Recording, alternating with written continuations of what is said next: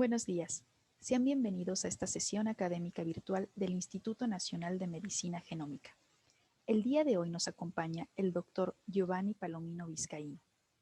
El doctor Palomino cursó la licenciatura en Químico Farmacobiólogo en la Facultad de Ciencias Químicas e Ingeniería de la Universidad Autónoma de Baja California.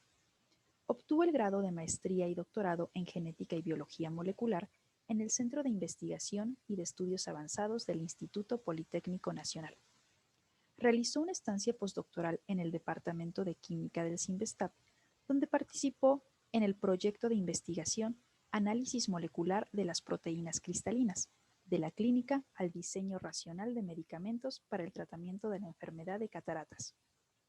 Actualmente es miembro del Sistema Nacional de Investigadores en la categoría de candidato, y a partir de este año se incorporó como profesor investigador en la Facultad de Ciencias de la Salud de la Universidad Autónoma de Baja California, donde inició con la formación de recursos humanos y sus propias líneas de investigación, entre las que se encuentra diseño y selección de aptámeros contra el virus SARS-CoV-2. Doctor Palomino, sea bienvenido.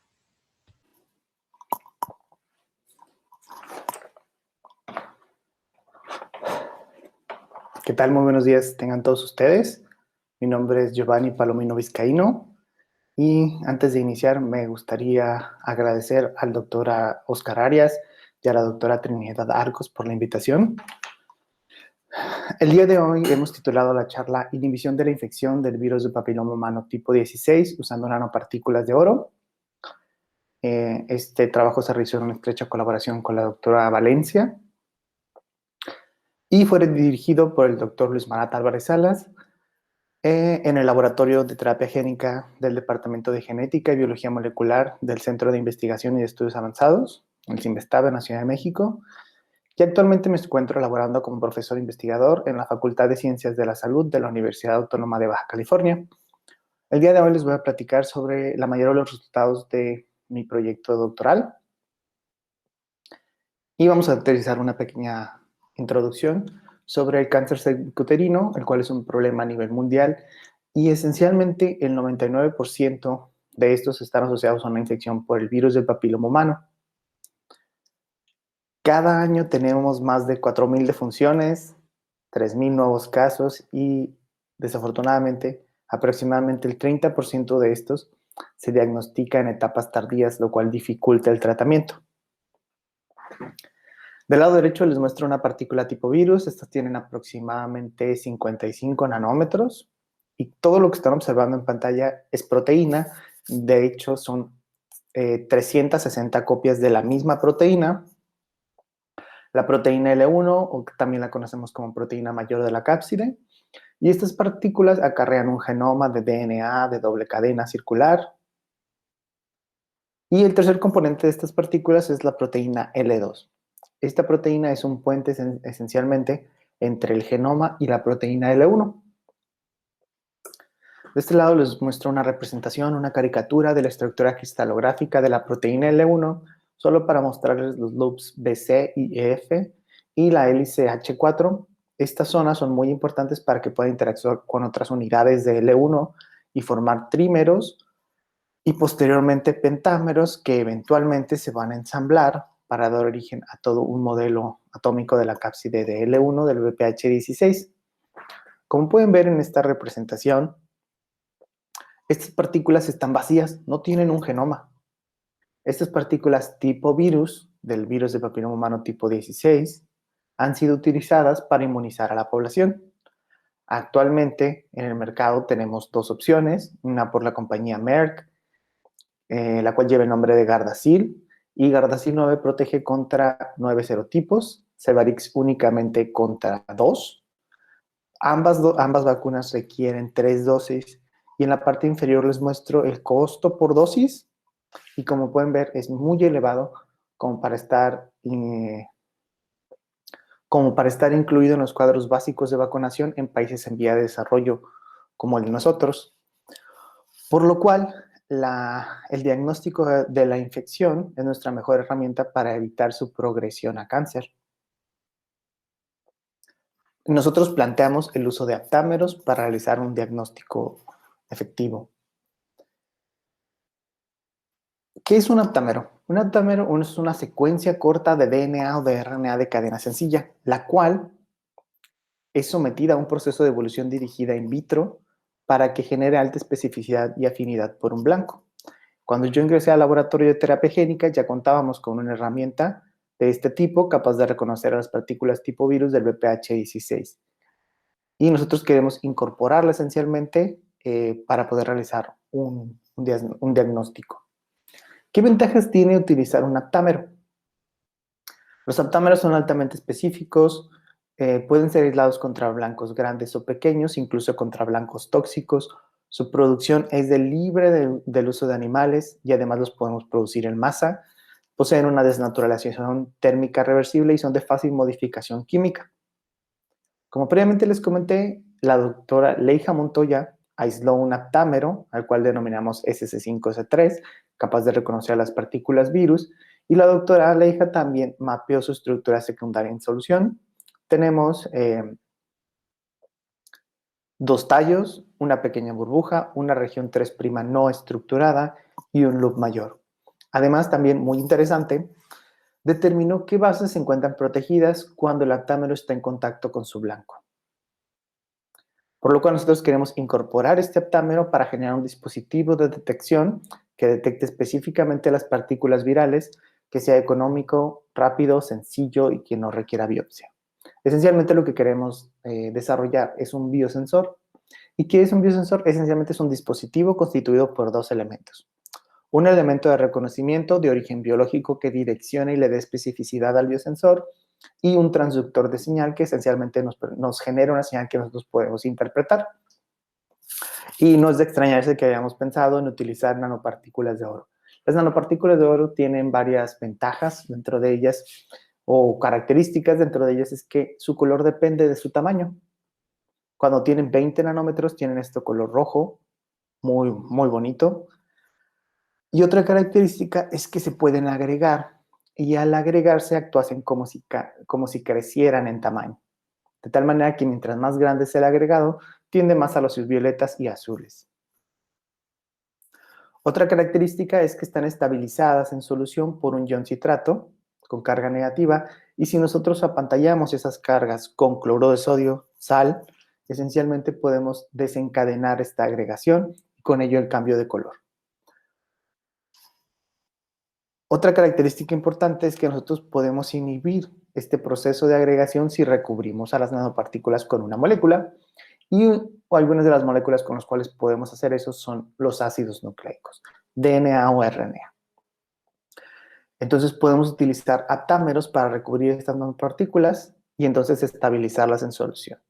Sueta y colaboradores reportaron en 2003 que si nosotros tenemos este complejo molecular y le colocamos al blanco del aptámero, entonces el aptámero pasará de la superficie de la nanopartícula a unirse al blanco y entonces desencadenar la agregación y con esto el cambio de color. Por lo cual decidimos crear un biosensor. Este sería nuestro diseño. Tenemos a las nanopartículas de oro que cuando son de 20 nanómetros tienen un color rojo cereza muy bonito.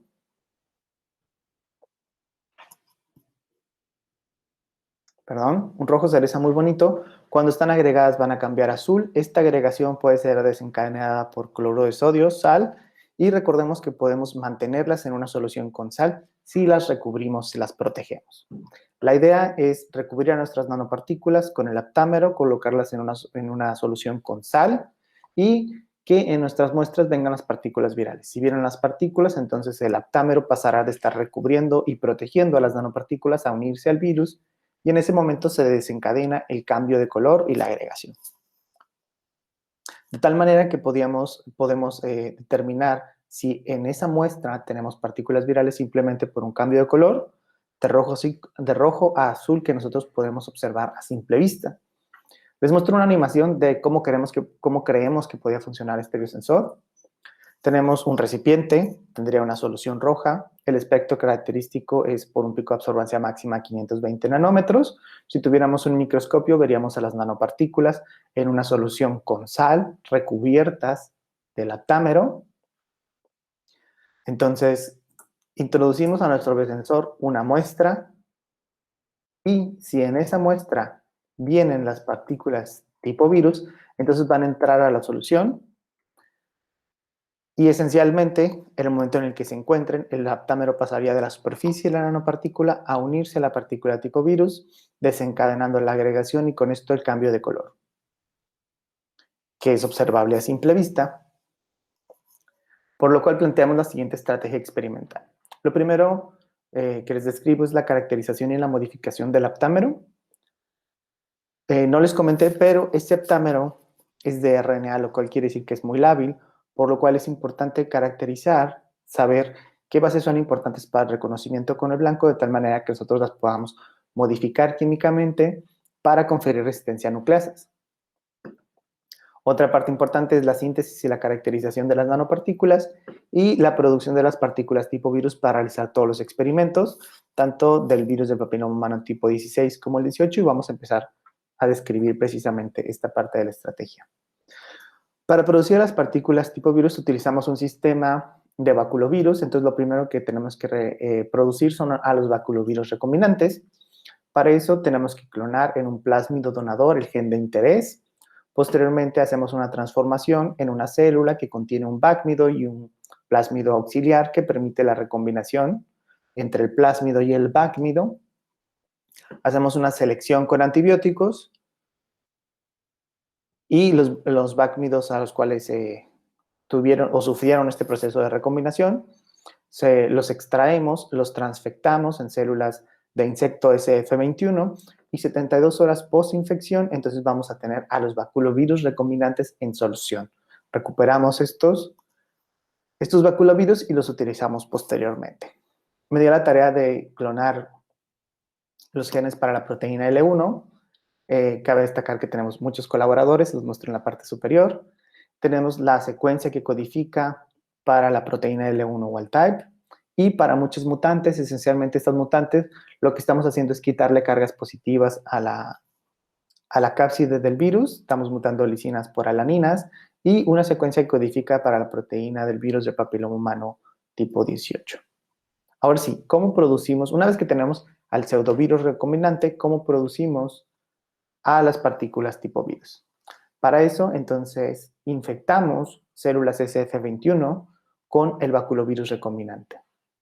El baculovirus va a entrar a la célula y se va a empezar a expresar la proteína L1 en una alta concentración y eventualmente se va a autoensamblar la partícula dentro de las células de insecto. 72 horas post-infección las lisamos y purificamos a las partículas. Tenemos esta banda blanca, la cual es recuperada, dializada y analizada por microscopía electrónica de transmisión. Esta es la microscopía característica de las partículas tipo virus, ya que la literatura las describe como un collar de perlas. Esencialmente tenemos la circunferencia, donde parece que tenemos perlitas, y tenemos una zona oscura en el centro, que esencialmente asemeja a un balón que está desinflado, que tiene una concavidad. Les muestro los Western blots de las partículas tipo virus contra la proteína L1 y posteriormente tenemos las microscopías electrónicas de transmisión de nuestras partículas virales. Y vamos a seguir con la caracterización y la modificación del aptámero. Entonces, tenemos dos versiones del aptámero, una a la que le llamamos largo, que esencialmente es la versión completa del SS5C3, y una versión corta que esencialmente es nuestro aptámero mínimo, es la mínima secuencia necesaria para que el aptámero mantenga el reconocimiento por el blanco. ¿Y qué es lo que vamos a hacer en esta sección? Vamos a hacerle modificaciones a la secuencia de nuestro aptámero, incluso la naturaleza química de las bases, todo para saber si con estas modificaciones entonces el aptámero gana, pierde o mantiene su reconocimiento por el blanco. Entonces, algunas de las modificaciones que vamos a hacer tienen como objetivo realizar una caracterización de la molécula o conferir resistencia ya sea a la versión larga o a la versión corta del aptámero. Entonces, le muestro lo primero que tenemos que hacer es marcar radioactivamente a nuestra molécula. Para eso utilizamos primero un PCR para amplificarla, una transcripción in vitro, una defosforilación y posteriormente una fosforilación con fósforo 32. Entonces esto nos permite tener a nuestras moléculas marcadas. Y posteriormente realizamos un ensayo de unión que vamos a describir a detalle. Entonces, para realizar este ensayo de unión, montamos las reacciones en donde colocamos al RNA o al DNA marcado reactivamente en presencia del virus y una hora después en agitación. Vamos a tener primero a los componentes que no reaccionaron y vamos a tener el aptámero que fue capaz de unirse o reconocer al virus. Y ahora, ¿cómo discriminamos entre estos complejos? Para eso utilizamos un aparato de slot blot, que esencialmente es un ensayo en donde tenemos un sándwich de membranas. Tenemos una membrana de nitrocelulosa y una de nylon. Montamos dos reacciones, una control que no tiene a las partículas virales y cargamos todo esto en nuestro aparato de slot blot. Hacemos fluir las soluciones a través del sándwich de membranas utilizando vacío y estos serían los resultados. En la membrana de nitrocelulosa va a retener a todo lo proteico, esencialmente nuestras partículas virales y el aptámero que se unió a ellas, que fue capaz de reconocerlo. Y en la membrana de nylon vamos a recuperar al aptámero libre. Posteriormente, estas membranas se exponen en una placa de almacenamiento fluorescente y se analizan en un analizador fluorográfico de barrido. ¿Y cómo se ve un ensayo de unión? Esencialmente se ve de la siguiente manera. Tenemos a las diferentes moléculas graficados contra unión relativa a la versión de RNA del aptámero largo. La primera modificación que decidimos realizar fue la más obvia. Si ya teníamos un aptámero de RNA, decidimos sintetizar la versión de DNA y verificar si éste era capaz de reconocer al blanco. Y como pueden observar, no fue así. La versión de DNA mantiene únicamente el 10% del reconocimiento, lo que quiere decir que esencialmente revela varias cosas, y lo primero es que el 2' del RNA, el OH libre es muy importante para el reconocimiento con el blanco, de tal manera que si eliminamos esa parte de la molécula en la versión de DNA, entonces ya no puede realizar un reconocimiento eficiente de la molécula. Tenemos dos proteínas controles, GFP y BCA, simplemente para mostrarles el cuán específico es el aptámero. Los datos de la doctora Leija, cuando hizo la caracterización en la determinación de la estructura secundaria del aptámero, mostraban que probablemente la estructura estuviese oscilando entre estas dos. La diferencia entre estas dos es muy pequeña, esencialmente es en el loop mayor. Tenemos la formación de este apareamiento aquí. Entonces decidimos estabilizar la estructura en alguna de estas dos, para lo cual realizamos la mutación. Modificamos estas por inosinaas, de tal manera de que pasamos de tener 3 puentes de hidrógeno a tener únicamente 2, de tal manera que estamos favoreciendo esta estructura de aquí. Otra de las modificaciones muy interesantes es que decidimos realizar un híbrido DNA-RNA. Ya sabíamos qué bases estaban en contacto con el blanco, que son las marcadas en rojo. Entonces mantuvimos como RNA únicamente esas bases marcadas en rojo y todo lo que está en azul lo llevamos a DNA. Y estos son los resultados. Las modificaciones de inosina esencialmente mantuvieron el reconocimiento por el blanco y sorprendentemente el híbrido mantuvo el 80% de unión, lo cual fue muy bueno y confirma los datos previamente publicados por la doctora Leija de las bases que son importantes para el reconocimiento con el blanco. Realizamos el mismo experimento, pero para la versión corta del aptámero, y como pueden ver, pues aquí los resultados son ciertamente diferentes. Cuando tenemos la versión de RNA y de DNA, este no es capaz de reconocer de manera eficiente al blanco. Posteriormente quisimos hacer una mutagénesis más fina. Primero nos centramos en el loop mayor y decidimos mutar base por base cada una de estas por una adenina, a excepción de esta que es una doble mutante entre estas de aquí, entre la 19 y 20. Le muestro los resultados.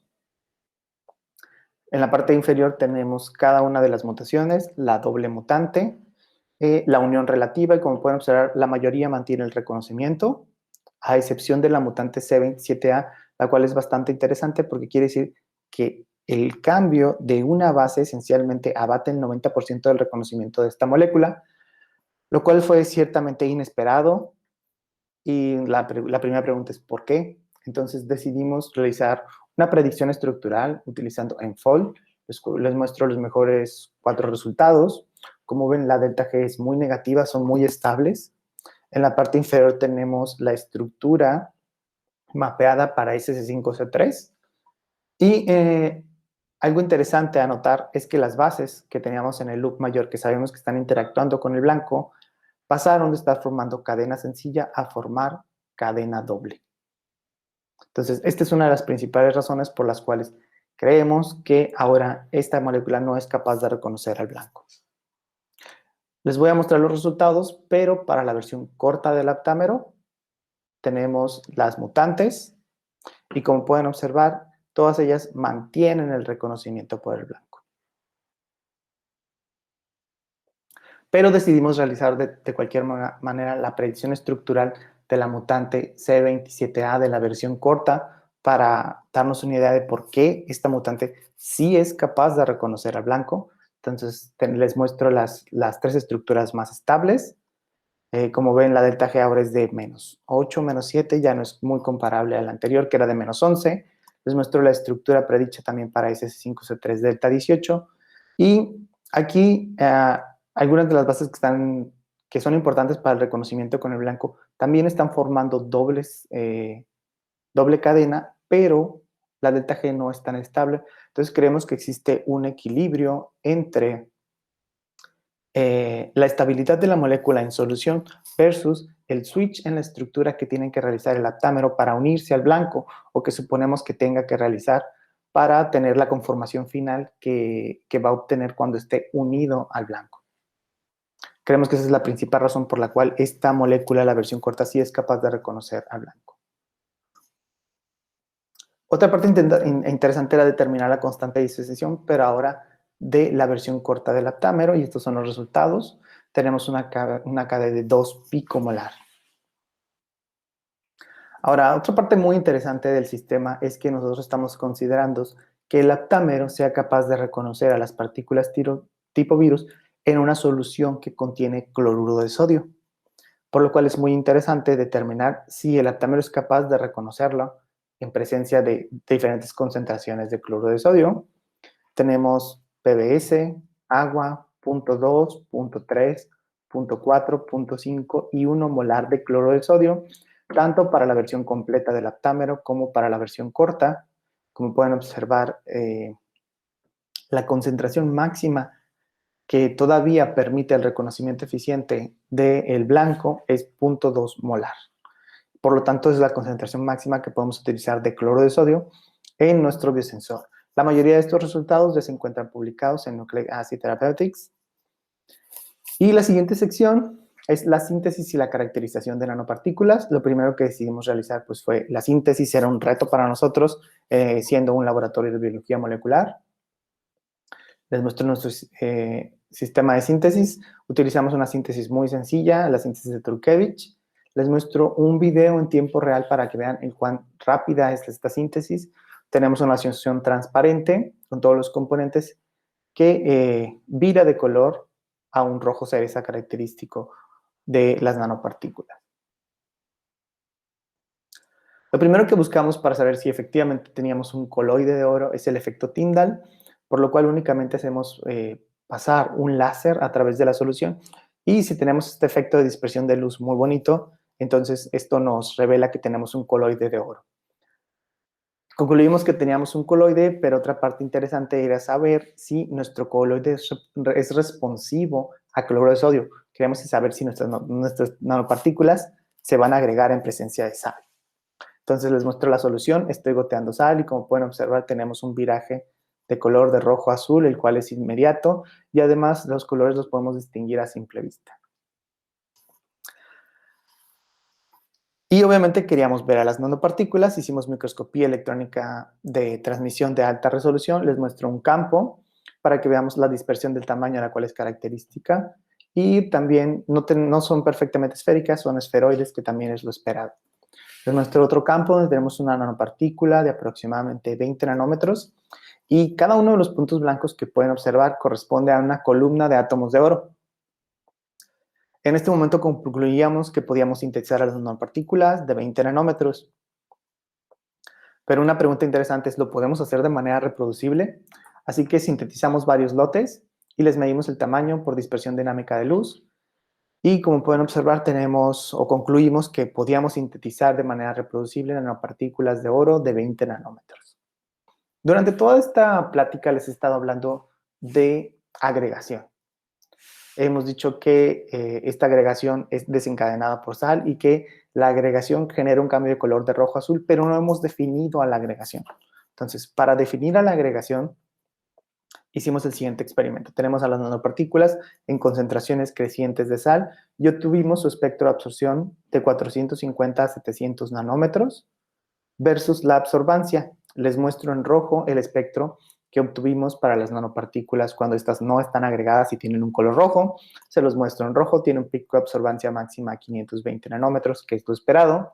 Cuando las nanopartículas están agregadas, entonces tienen un color azul y les muestro su espectro en azul, que tiene un pico de absorbancia más allá de 700 nanómetros.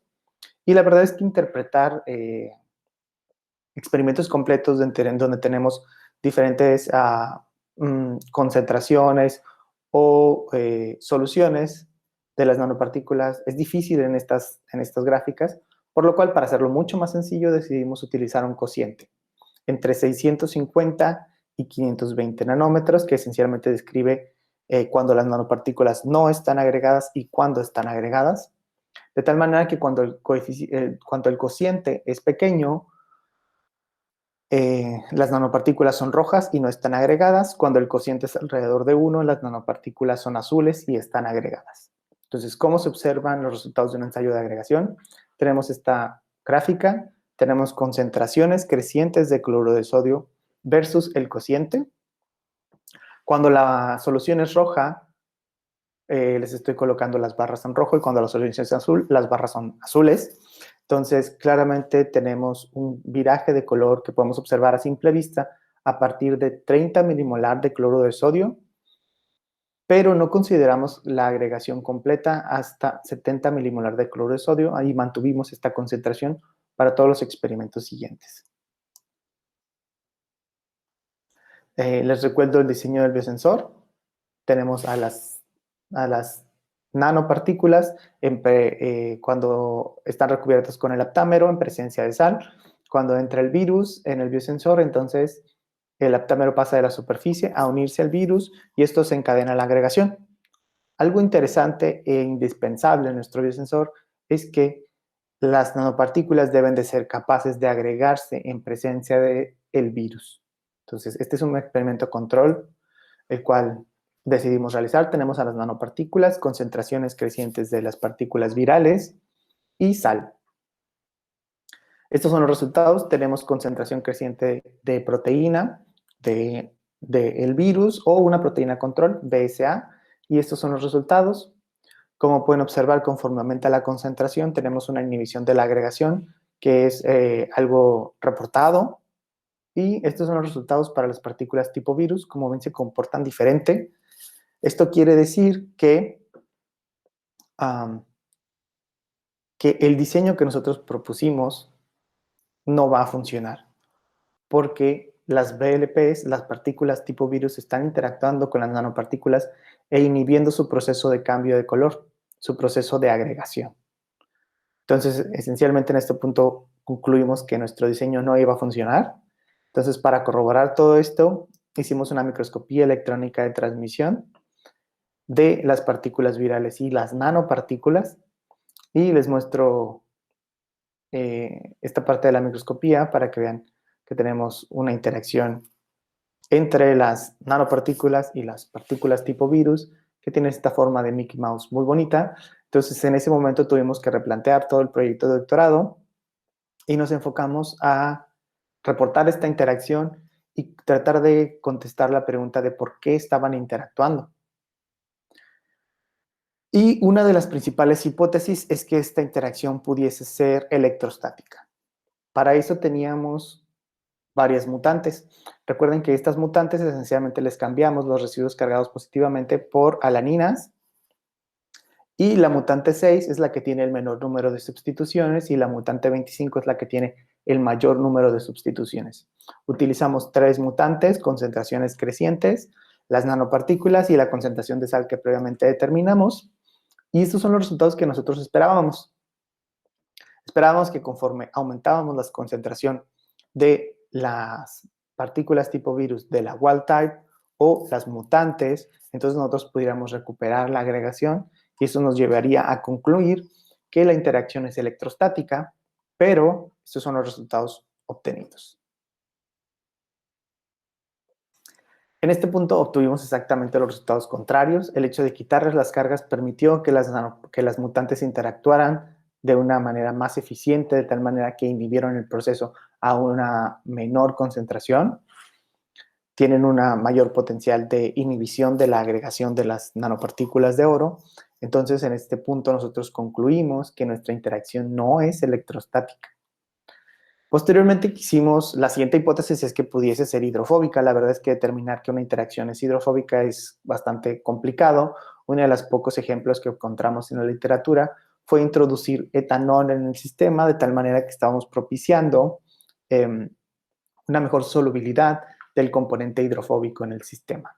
Colocamos a las nanopartículas, concentraciones crecientes de etanol, las partículas virales y los 70 milimolar de sal que previamente determinamos. Obtuvimos su espectro y estos son los resultados. Tenemos concentraciones, bueno, los resultados esperados, concentraciones crecientes de etanol, y lo que esperábamos es que conforme aumentara la concentración de etanol, entonces pudiésemos recuperar el proceso de agregación de las nanopartículas. Les muestro los resultados obtenidos. Utilizamos diferentes porcentajes de etanol. En verde se encuentran en nuestro control sin partículas virales y todos los demás tienen partículas virales. Y como pueden observar, recuperamos parcialmente la agregación de las nanopartículas. De tal manera que este experimento en base a este experimento al menos pudimos sugerir que la interacción pudiese ser hidrofóbica. Otra pregunta interesante era saber si esta interacción se mantenía utilizando otros tipos de virus. Entonces, produjimos a las partículas tipo virus del papiloma humano tipo 18 y realizamos los experimentos. Les muestro los resultados. En esta foto pueden observar cómo se ven las nanopartículas azules a simple vista y cómo esta inhibición de la agregación en presencia del virus mantiene a las nanopartículas en un tono rojo. Incluso podemos distinguir entre los tonos entre las nanopartículas del virus del VPH 16 y del 18, de tal manera que podemos realizar una tipificación rápida. Estos resultados ya se encuentran publicados en Biosensors and Bioelectronics. Y también otra parte muy interesante es si de alguna manera nosotros podíamos bloquear esta interacción. Para lo cual decidimos recubrir estas nanopartículas con polietilenglicol. Les muestro las microscopías. En esta parte de la microscopía les estoy mostrando una parte del campo en donde tenemos una partícula viral y 3 nanopartículas, las cuales no se encuentran interactuando con el virus. En este zoom pueden observar cómo alcanzamos a ver la cubierta de la nanopartícula. Y efectivamente, pues este recubrimiento fue capaz de inhibir la interacción entre las nanopartículas y el virus. Todos los experimentos que le he mostrado hasta el momento son utilizando partículas tipo virus del VPH 16 formadas únicamente por la proteína L1 o por la proteína L1 y L2.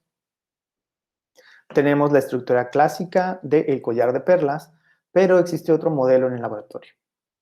Al mismo tiempo que estaba realizando mi proyecto de doctorado, la doctora Valencia también lo estaba haciendo y ella estaba trabajando precisamente en poner a punto el protocolo para producir pseudovirus. ¿Qué son los pseudovirus? Pues son unos virus que, como pueden ver, la estructura es muy diferente. Aquí sí parecen balones y es precisamente porque estas partículas sí poseen un pseudogenoma, sí tienen una información dentro. Ese pseudogenoma tiene la secuencia para producir una proteína fluorescente. ¿Cómo se producen estos pseudovirus? Utilizamos células 293TT las cuales son transfectadas con dos plásmidos, un plásmido que contiene la información para producir a la proteína L1 y L2, y un segundo plásmido que es utilizado como un pseudogenoma que tiene la información para la proteína fluorescente. Ambos se transfectan, se empiezan a producir las proteínas, se replica el pseudogenoma, las partículas se ensamblan dentro de las células y 72 horas post-infección las lisamos y las purificamos. Así se observan las bandas. Esta es dializada y posteriormente se realiza una microscopía electrónica de transmisión. Tenemos las partículas, claramente son esféricas, son muy, muy bonitas. La primera pregunta es, ¿los pseudovirus también son capaces de interactuar con las nanopartículas? ¿O las nanopartículas también son capaces de interactuar con los pseudovirus? Demuestro los resultados de la microscopía electrónica. Tenemos a los pseudovirus, tenemos esta pelota que ahora sí parece inflada porque tiene el pseudogenoma y están interactuando con las nanopartículas. Entonces concluimos que efectivamente los pseudovirus también pueden interactuar con las nanopartículas. Ahora, ¿para qué sirve este modelo de pseudoinfección? Este modelo es muy poderoso para recrear el proceso de entrada del virus a la célula, de tal manera que nosotros podemos saber si una célula fue infectada si produce una proteína fluorescente. Entonces podemos utilizar un microscopio de fluorescencia para entonces determinar cuántas células fueron infectadas simplemente porque ahora son fluorescentes. Y la pregunta más interesante es, ¿la interacción entre las nanopartículas y los pseudovirus tiene alguna relevancia biológica en el proceso de entrada a la célula? Entonces, para contestar esta pregunta hicimos este experimento, colocamos a los pseudovirus en presencia de las nanopartículas y entonces este complejo molecular lo pusimos en el cultivo celular y verificamos cuántas células se volvieron fluorescentes. Estos son los resultados. Tenemos las microscopías sin nanopartículas y utilizando concentraciones crecientes de nanopartículas. Y como pueden observar, el número de células fluorescentes disminuye conforme aumentamos la concentración de las nanopartículas. Les muestro los resultados cuantificados. Vemos que la unión relativa de los pseudovirus, la infección relativa, perdón, disminuye aproximadamente un 80% utilizando 100 picomolar de nanopartículas. Todo esto sin afectar la viabilidad celular.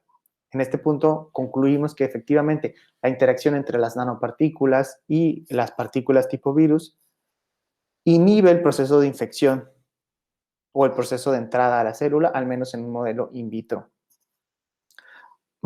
Sería mi última diapositiva. Para esto solo darles las gracias a ustedes por su atención. Les recuerdo que todos estos resultados se obtuvieron bajo la dirección del doctor Luis Marat Álvarez Salas en el Laboratorio de Terapia Génica del CIMBESTAB. Les dejo sus datos de contacto. La doctora Valencia fue quien puso a punto todo el sistema de pseudoinfección y realizó los últimos experimentos. Les dejo sus datos de contacto también. Mis datos de contacto están en la diapositiva y siempre nos resta agradecer a CONACYT por todo el funding, todas las becas y esencialmente todos los recursos para realizar cada uno de los experimentos. Queda abierta la sesión a preguntas. Muchas gracias por su atención.